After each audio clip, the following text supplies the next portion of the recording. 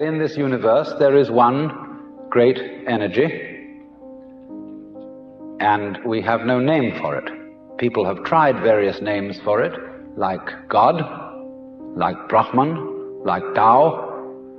But in the West, the word God has got so many funny associations attached to it that most of us are bored with it.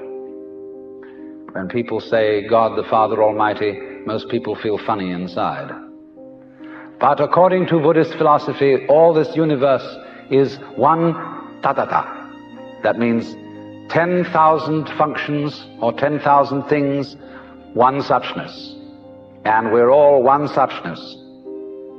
And that means that suchness comes and goes like everything else, because this whole world is an on and off system. As the Chinese say, it's the yang and the yin. And therefore it consists of now you see it, now you don't, here you are, here you aren't, here you aren't. Because that's the very nature of energy, to be like waves, and waves have crests and troughs.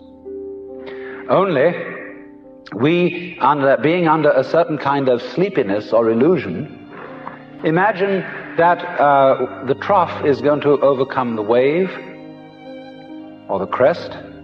The yin, the dark principle, is going to overcome the yang, or the light principle, and that off is finally going to triumph over on. And we, shall I say, bug ourselves by indulging in that illusion. Gee, supposing darkness did win out, wouldn't that be terrible?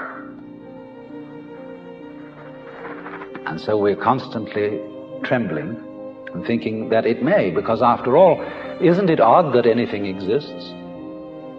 It's most peculiar. It requires effort, it requires energy, and it would be so much easier for there to have been nothing at all.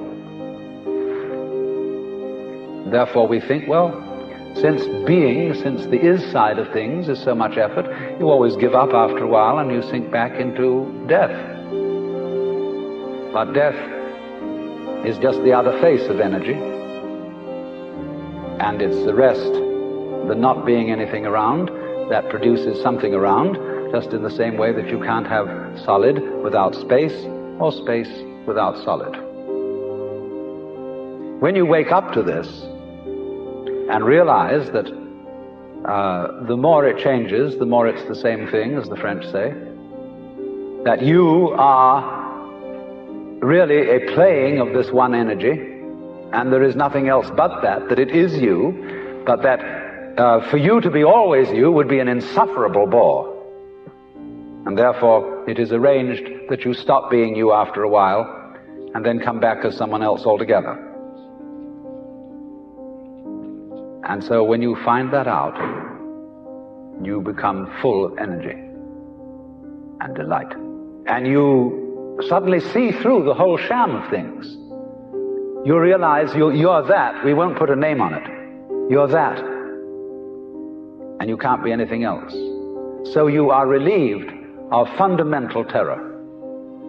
That doesn't mean that you're always going to be a great hero, that you won't jump when you hear it bang, that you won't worry occasionally, that you won't lose your temper. It means, though, that fundamentally, deep, deep down within you, you will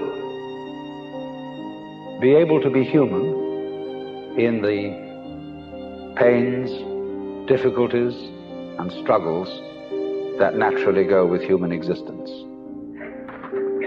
But to have no hang-up, that is to say, to be able to drift like a cloud and flow like water, seeing that all life is a magnificent illusion, a playing of energy, and there is absolutely nothing fundamentally to be afraid of. Fundamentally. You will be afraid on the surface. You will be afraid of putting your hand in the fire. You will be afraid of getting sick. But you will not be afraid of fear.